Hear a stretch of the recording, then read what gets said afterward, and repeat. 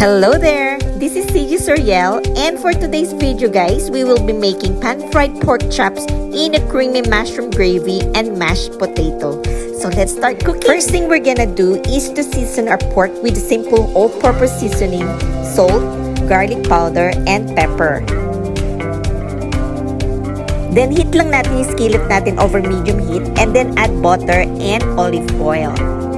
Then we can start frying our pork chops until ma-brown natin yung both sides, and that's gonna be like 5 to 7 minutes on each side.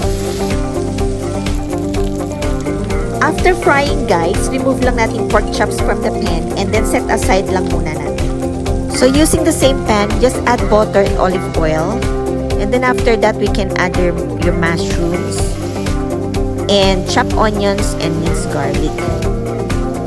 So, saute lang natin yan ng few minutes. Stir in around 1 tablespoon of corn flour to combine with your mushrooms and onions para maging thick yung ating gravy. Add some dark soy sauce and red wine vinegar before adding your cream of mushrooms.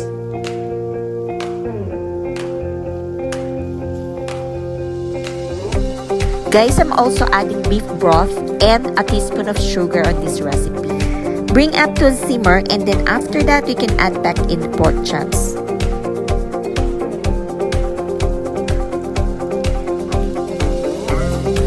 You can also add spring onions and cilantro.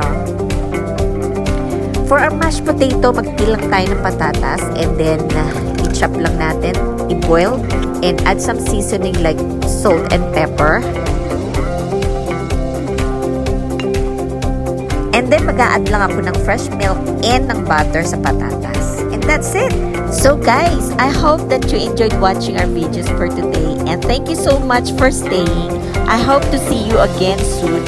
Bye for now.